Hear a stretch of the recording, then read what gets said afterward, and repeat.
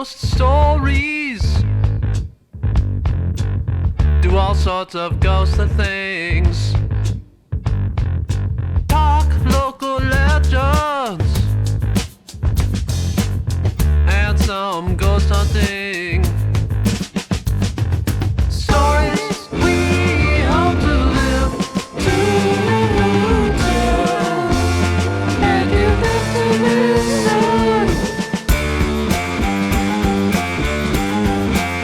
Huz Ghost Stories.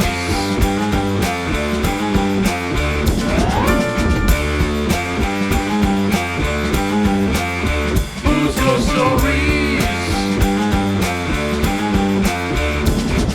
We talk Tinker's Hollow to the beast of Delaware Road. Stories we hope to live to tell. And you have to listen. Huz Ghost Stories.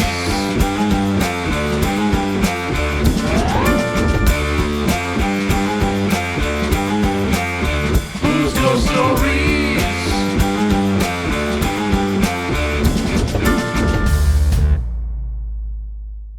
Welcome, folks, to a very special bonus episode of Huz Ghost Stories. With me from Paranormally Cryptid podcast, we have Cody talking today with us about Helltown.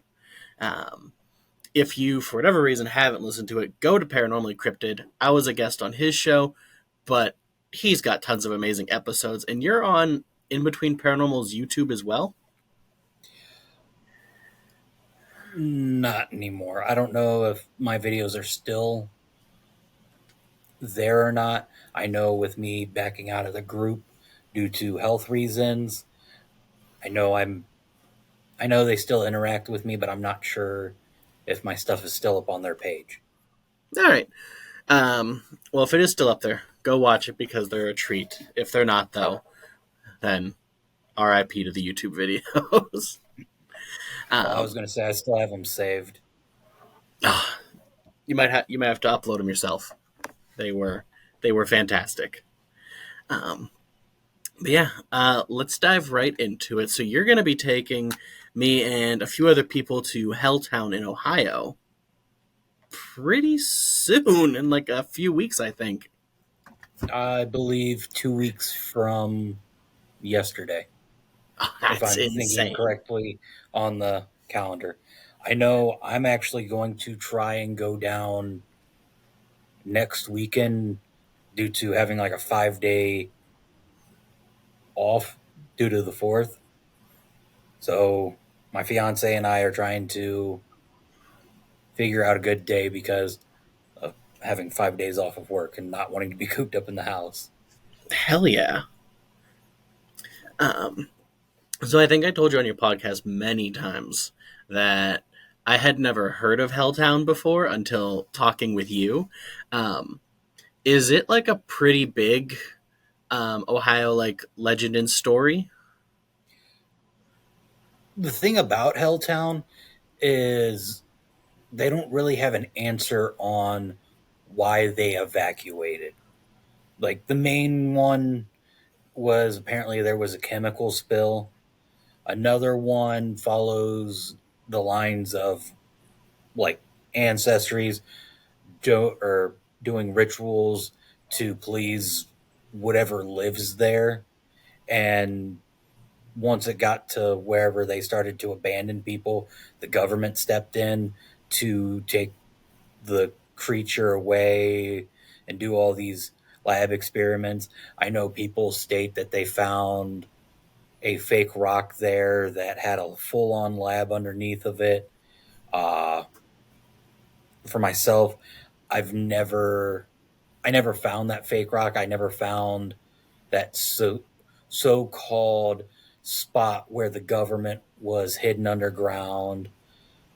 I know myself, I have gone there, like I said, multiple times. I know one location, or not location. I know the one time that I took my fiance down there the day before we were going down there to investigate with a couple of my friends.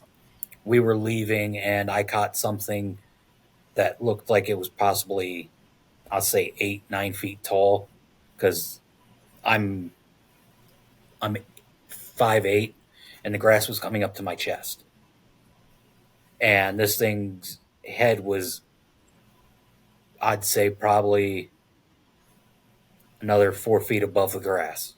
Holy shit.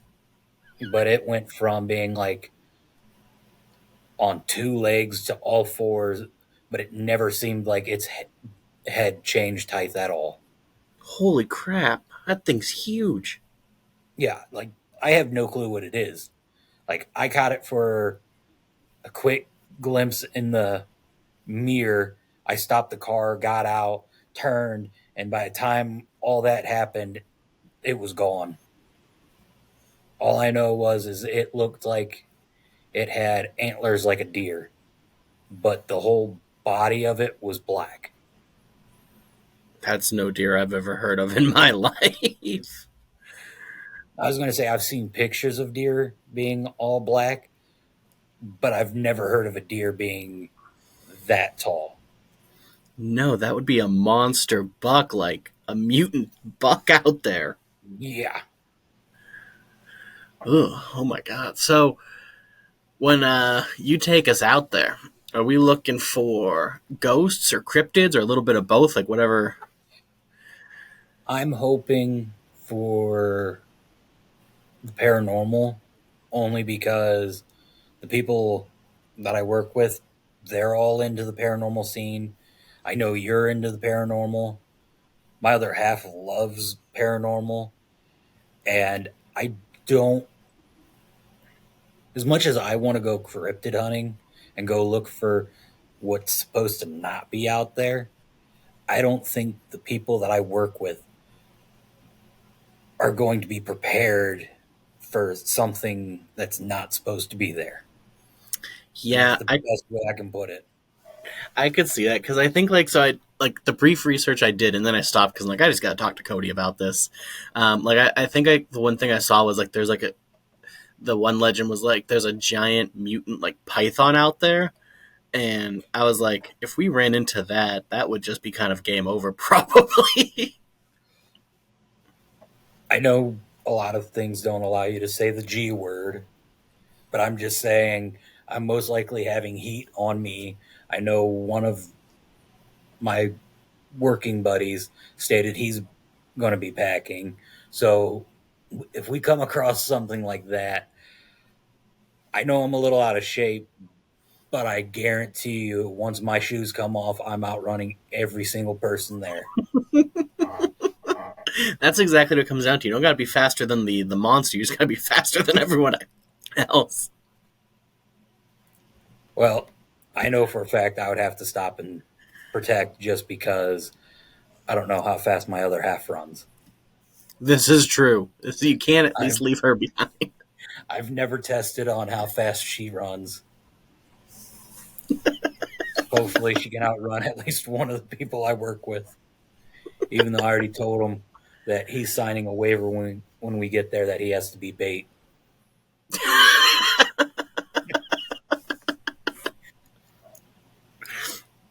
The question he asked back was why do I have to be bait? I said, because I'm bringing something to protect the group. The other person is bringing stuff to protect the group. The guy I'm inviting from another state can't be bait because he's also on the internet and has his own podcast, and people will be asking questions why he's missing. And then he just looks at me and goes, why me? I'm like, because you're already disability, or you're already on disability. You miss a limb, you just get to stay at home and relax. First time I can say a camera's probably saved my life there. Yeah, mine too. That's awesome. I am so excited. So it's an old abandoned town, right? Or it used to be. Yes. Uh, I want. I want to say. I want to say it was during COVID. They decided to burn like most of the buildings that were still standing completely down. So like all the actual abandoned houses that's not going to be where we park the cars are fully torn down. So when we go into the woods, we are physically just going into the woods. I mean, I do have some ideas of where the houses are, and thanks to a certain app, because for some reason whenever I go to haunted locations, I always like to get on Pokemon Go just to see if ghost Pokemon appear in a haunted location. Awesome. 100% Well, awesome. thanks to Pokemon Go, they still have Helltown mapped out on the app, and they have not updated the map since the houses have been gone. So we could physically go and stand where the houses used to be and ask questions. That's awesome. Way to go, Pokemon Go. You're just saving the day. Yeah. Now I know, like I've told before, there are active cults and active Satanists, I should say, in the town. So we definitely have to be on guard there just because I don't care if Bigfoot or a Wendigo or I'll say the New Jersey Devil appears. They're probably not going to be that interested in coming close to us, where the cult members and Satanists be a lot closer to us than anything else. Yeah, for sure. The cryptids and the wildlife wouldn't be the problem. It's the people that always end up being the problem. Oh, it's always people. I People know I've been suck. trying to, huh? People Oh, yeah, suck. they do. I know I've been trying to invite a couple of my other like buddies that have gone just so I have some other people that know the area with me. Problem has been seems like everybody I know that went there with me has been or is busy this weekend or that weekend, not this weekend. Lovely. So you get to be the only experienced person there, while you and your other half get to be the experienced people there. I mean, she's only been there a couple times. Like I have gone by that weekend or by our weekend going, that would be either my eighth or ninth time, depending on if I go next weekend or not. That's awesome. Okay, so you're obviously a real veteran when it comes to Helltown. Yeah, at which I know there's only been probably a couple other teams that go there, but everybody that I know always goes and looks for the paranormal. Since I know that there is a creature in which I can't say it's a Wendigo, I can't say exactly what it is due to I've never saw a creature with just a black body on it, basically. Like it probably was black hair, but it's kind of hard to tell somebody what it looks like looking through a mirror driving away as it's running away from you. Yeah. Like the That only reason why I know it had antlers is because I'm a hunter. Sorry, people are outside and I'm hearing car doors slam, so I'm trying to figure out what's going on here. But yeah, like, oh shit, what happened? oh. Okay. Sorry, an ad popped up and I was trying to cancel it out because like the whole ad just came up and was blocking the screen. But yeah, no, like the only reason why I know like or yes, saw the antlers and knew that it had antlers was because I'm a hunter. I'm always looking at deer and bucks normally catch my eye because of the antlers. That's why I don't really or that's why I've never gotten a buck. I notice the antlers and then sit there and stare at it. That's that still blows my mind, the size of that creature. Like I can't even try to come up with an explanation really for what that would be either. I I don't know.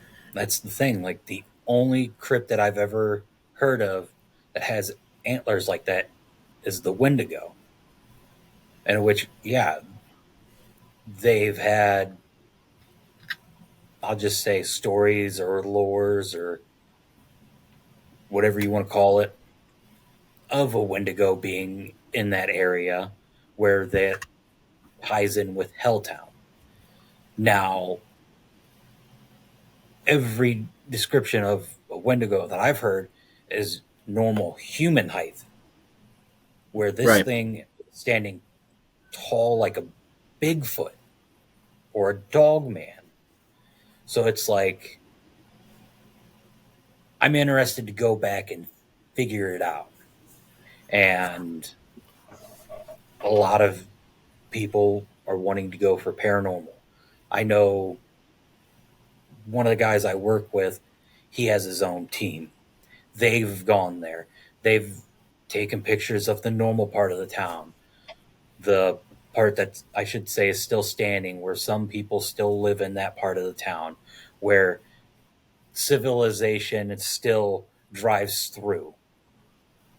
In which, yes, I've caught in paranormal stuff there where I've had a ghost car drive past and it seems like that car, even though the road's like 35 miles an hour, it seemed like that car was going a lot slower, but at the same time flying past you, to where like you could sit there, see what was happening inside the car, seeing the person in the passenger seat being or was hurt, the driver was being in full on panic, and then they go down the road, and like I've said before, the road goes off to the left, they went to the right.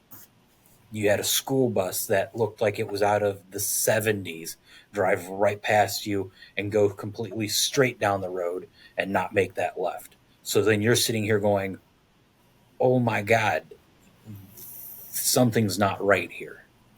Yeah. And now it's just like I'm pumped. I love going there. I love talking about Helltown. It's why I'm every time like I would be in between or have somebody on my podcast, it's always Bigfoot or Helltown. Like the episode I'm dropping today, 3 hours long with a man that has his own cryptid group, in which I'm pumped. I'm I'm pumped to take you to Helltown because Helltown, that's been since graduating out of high school, that has been the location that I've gone to, like I said, multiple times. Oh my God, I am so pumped.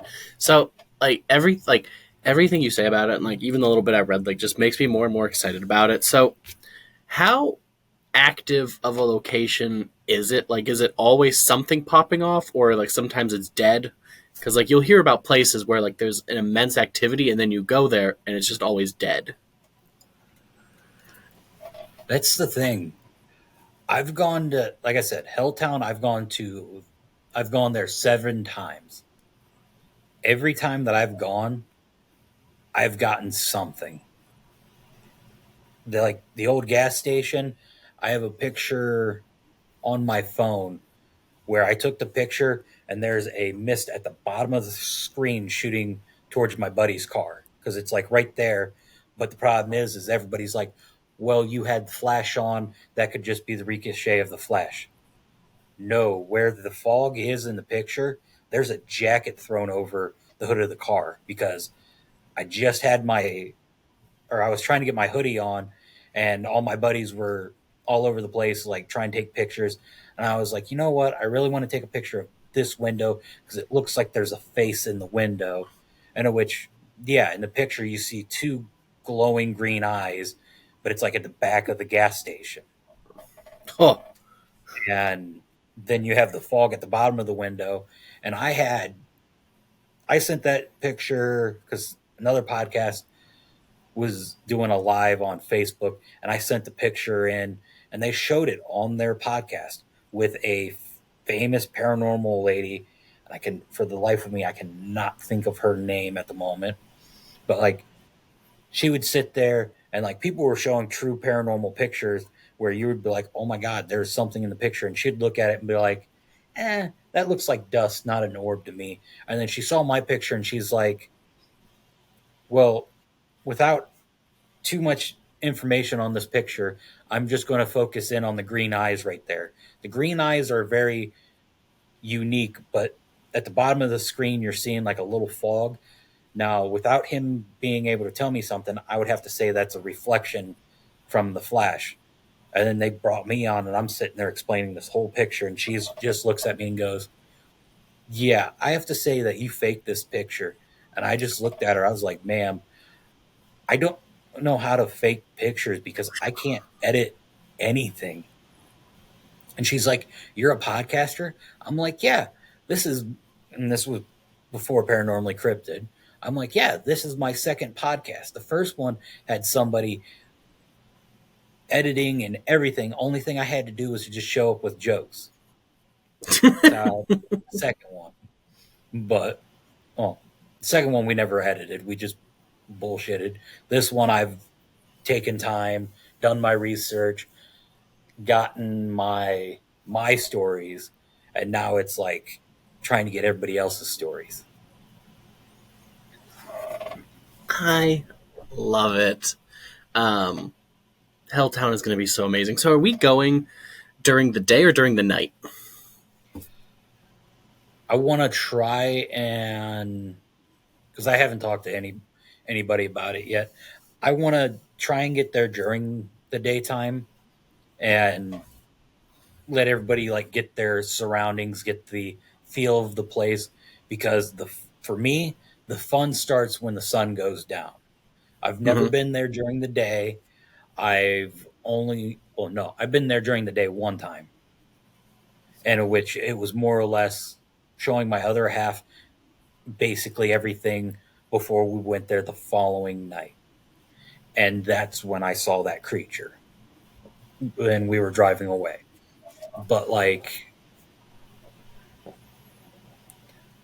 I've noticed that there's more stuff going on, even with the environment around us there, than, like I said, I've never gone during the day, but I know at like night, like, how do I say it without ruining the fun? If you pay, all right, does your car tell you the temperature, like if you get in it and like start it up? Because like my truck and my fiance's car will tell us the temperature outside be like 75 or whatever. And I've been paying Mine attention to doesn't. Doesn't? No. So I have to use my phone for temperatures. Well, I'm just going to say pay attention to the temperature, because every time that I've gone, it's been in the summertime where you're not supposed to see your breath at all. And my fiance and pointed it out the one time because I never paid attention to it. We left the concert. The temperature was like 65 degrees, 70 something, like warm. We pulled up to where they have the road blocked off because it's not allowed on the other side, even though they still have a road where you can continue up into the woods and all that. Yeah, all we did was we got out of the car, started taking pictures from the sign, and we're seeing our breath perfectly. We get back in the car and we're looking, it's already down to like 35 degrees. Holy crap. Yeah, from it being 60, and which she's like, you know what? I want to test something. I'm like, all right. We start driving away. As soon as we make it to the highway, we're back up to like 55 degrees. Insane. So like just the energy in that area alone is so cold that it changes the temperature by at least 20 degrees. That's so much energy there. Holy crap. Yeah. I know one of my one of my ex's best friends. No. Yeah, one of my ex's best friends. That's how I'll just leave it. she claimed that she could see the dead. And this was, I think, the first time I went to Helltown. And she, like, the whole time we were driving through the town, like, nobody wanted to get out of the car except for, like, me and one of her other friends. And, like, that's when we saw the car, the bus, and we only stayed for, like, an hour. And we had that activity there. But, like, the whole time we were just in the normal part of the town where there's the gas station, the bridge, and everything else. She's curled up in a ball in the back seat crying because she's like, there are so many dead people here that I am terrified. And I'm just like, okay. Came back the next night with all my group of friends, and we went and pushed the limit. Like, we went as far back as we could get, and we're all, well, it's me and my other buddy that are big guys, but we're all guys that lifted. We were wrestlers, basically. Best way to put it. Yeah. We were like WWE style wrestlers, where we were muscular. I've always been a big guy, but I'm strong. And we're like wandering the woods, flashlights, taking pictures. Like, my one buddy, we walked so far back that, like, I stopped in the middle of this road because, like I said, after you get past the uh, blockage sign, there's the road that continues on back to the town. Him and I both stop. He's sitting there texting whoever. And I just was like, you know what? Picture. Completely back of his head, or his whole body basically was just a complete blur in the picture, but you could see the road, you could see the guardrail, you could see the trees perfectly clear, like no fuzz at all. His whole body was just blurry as hell. Like, it looked like somebody basically tried to erase him out of the picture, even though you could see his blue jeans, his blue shirt, his hair. And he like, I showed him the picture and he just looked at me and he's like, "Oh, you're just messing with me. You were moving the camera." I'm like, dude, look at the road, look at the trees, look at the guardrail. There's no fuzz around them. It's just around you. So then, of course, everybody else is now sitting there taking pictures of him and they're coming out clear. And we're like, okay, that's weird. Got back to my buddy's house that night. Every picture that I took on my phone, except for one, disappeared. The only picture that is on that, or was on that phone that was left, was the picture that I told you of, where I took the picture of the gas station and you had the green eyes in the window and the fog on the bottom part of the screen. Oh my god. All right. All right. So, how long do you think we'll be out there for exploring? I normally get there about midnight, and I try and push probably about 3-4 hours. Like, because it's a big area, so you Yeah. always have enough room to move around, take pictures, enjoy everything. But it's like, at the same time, like, it has an eerie feeling the whole time you're there, and you definitely feel like you're being watched the whole time. Yeah. I guessed that much with everything that's been there and like the little bit of history I learned. Like, it feels like it is a busy place with both ghosts and animals and everything just around there. Like, Oh, it is. I love it. For me, I should definitely try and go during the day, just to get that feel, get the whereabouts.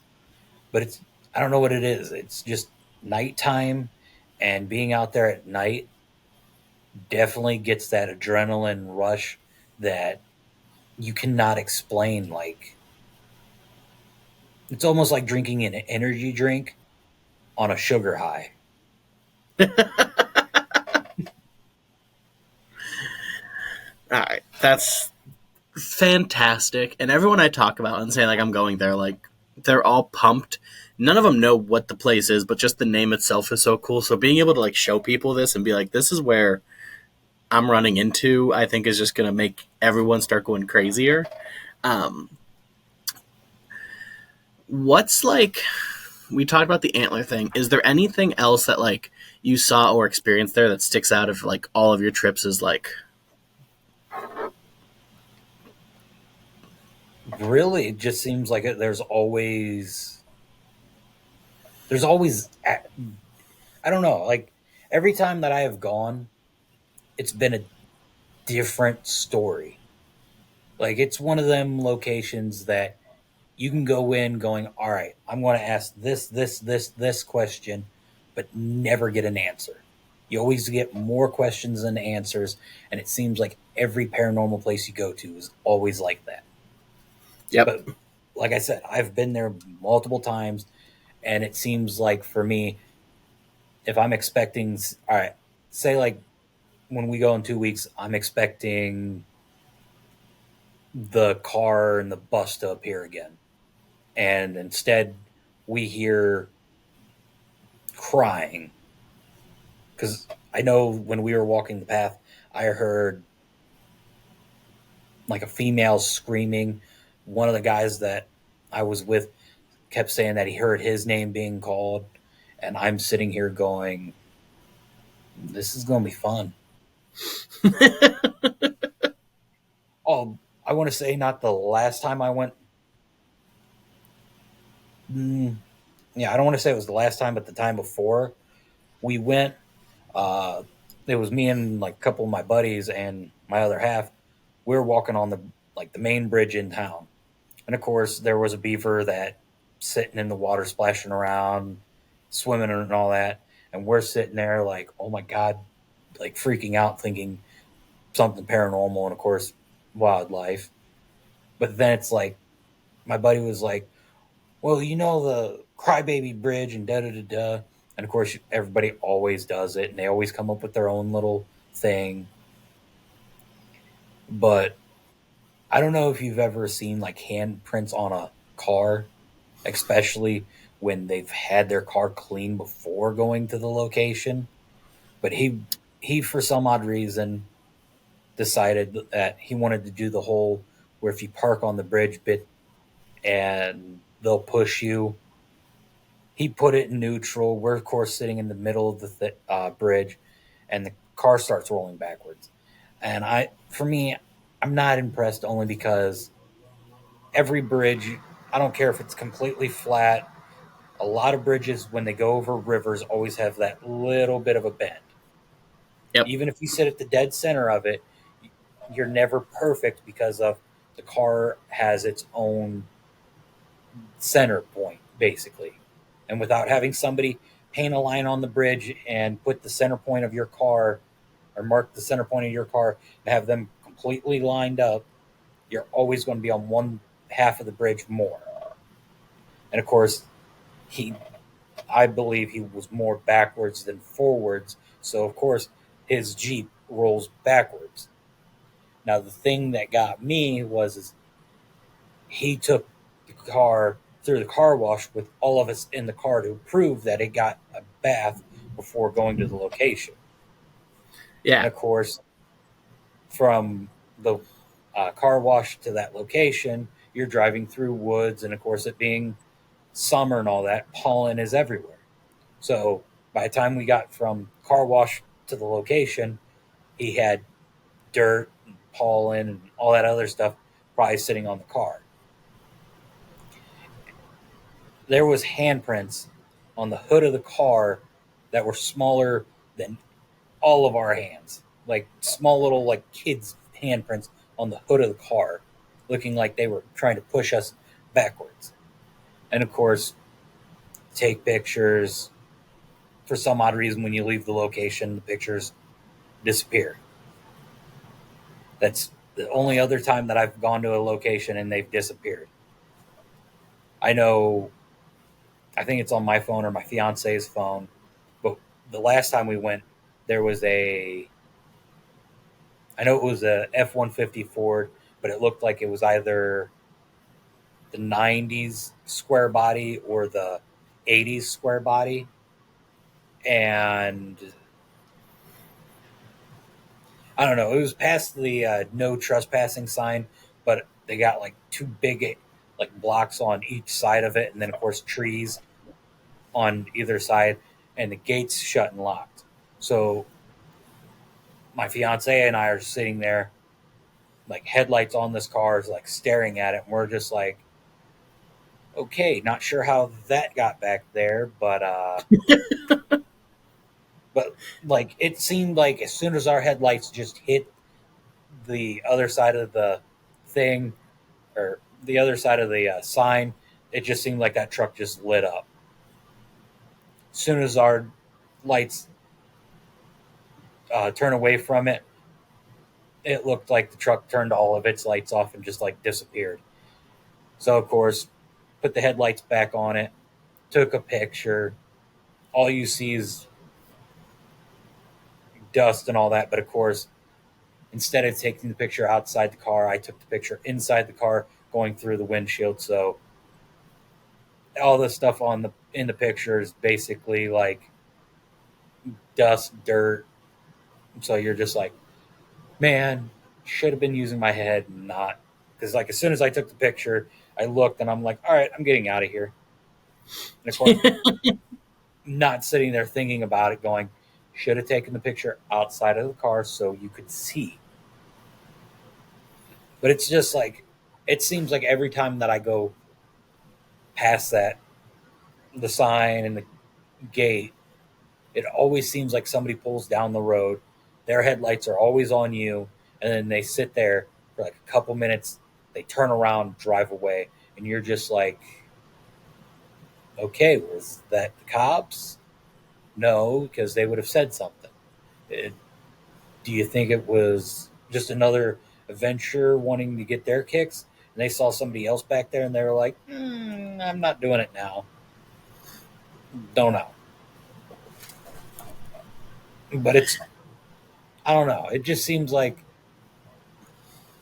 the location's fun. The history of the location, you have multiple stories. Like I said, they stated that there was a chemical spill.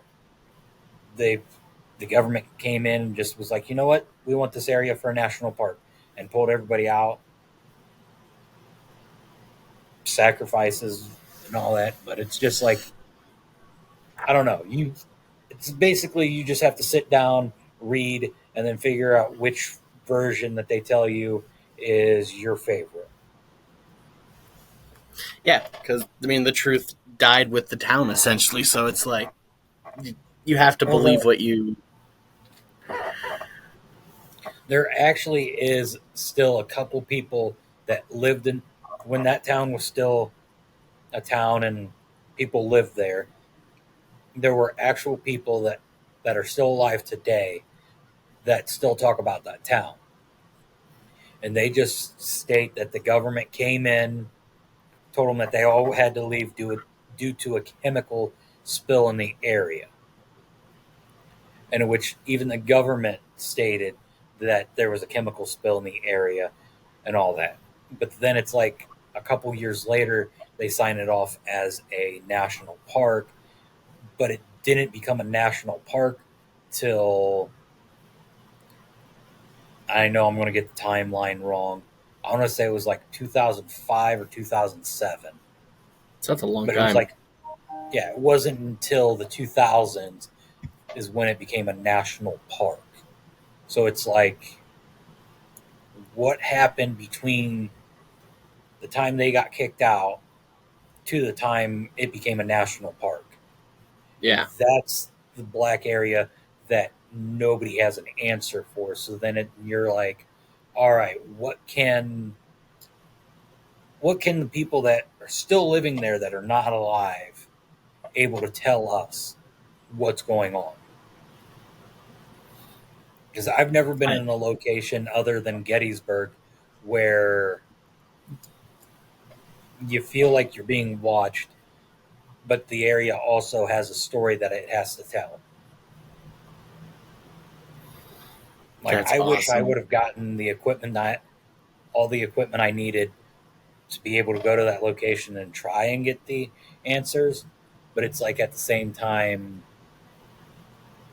I have my own questions and answers that need answered Yeah, before I want to truly get to what truly happened between these periods of times. that's awesome. I am so excited. I think that does it for everything I wanted to cover because I wanted just to give people a short glimpse in because when I get back, do a much longer talk about what we experienced and everything and talk to you about it because I'm going to need to tell somebody what happened. And I feel like the only person that'll really understand is the person that was there with me. um, but I appreciate you coming on. We're going to have you on again, especially when we get into some cryptids and Mothman.